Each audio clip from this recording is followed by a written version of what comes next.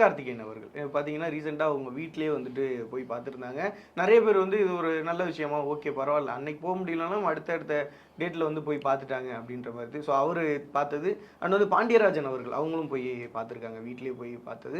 ஒரு சந்தோஷம் அளிக்கிற விதமாக கிங்காங் அவரோட ஃபேஸ் பார்க்குறப்ப பயங்கரமான சந்தோஷமாக இருந்துச்சு 2 பேரும் பார்க்குறப்போ. ஸோ அதை பற்றி இல்லை, பாண்டியராஜன் வந்து கிங்காங்கை போய் சந்திச்சதுக்கு ஒரு காரணங்கள் இருக்கும். அது என்ன அப்படின்னா, ஊரை தெரிஞ்சுக்கிட்டேன். அந்த படத்தில் பாண்டியராஜன் வந்து கதாநாயகன் நடிச்சிருப்பார்.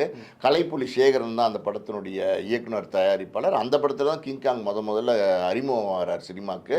கிங்காங்கிற பேரே பார்த்தீங்கன்னா கலைப்புலி சேகர்ங்கிற இயக்குனர் தான் வந்து கிங்காங்க்கு வைக்கிறாரு.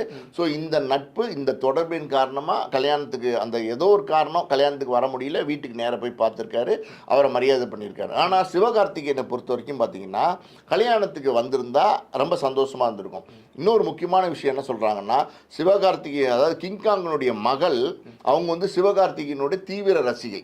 அவங்க வந்து அந்த கல்யாணத்துக்கு சிவகார்த்திகேயன் அண்ணா வந்தா, நல்லா கேட்டுங்க, அந்த கிங்காங்கோட மகள் சொல்கிறாங்க, என்னுடைய கல்யாணத்துக்கு சிவகார்த்திகேயன் அண்ணா வந்தால் ரொம்ப சிறப்பாக இருக்கும், நான் எதிர்பார்க்குறேன் அப்படிங்கிறாங்க.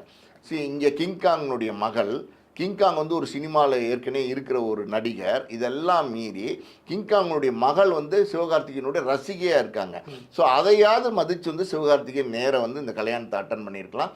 பிரபல தயாரிப்பாளர் ஒருத்தர், பேர் வேண்டாம், அவருடைய திருமணத்துக்கெல்லாம் பார்த்தீங்கன்னா சிவகார்த்திகேயன் போகிறாரு.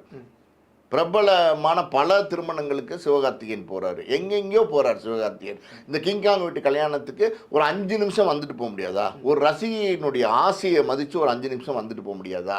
வந்துட்டு போகல. அப்படி அதுதான் உண்மை.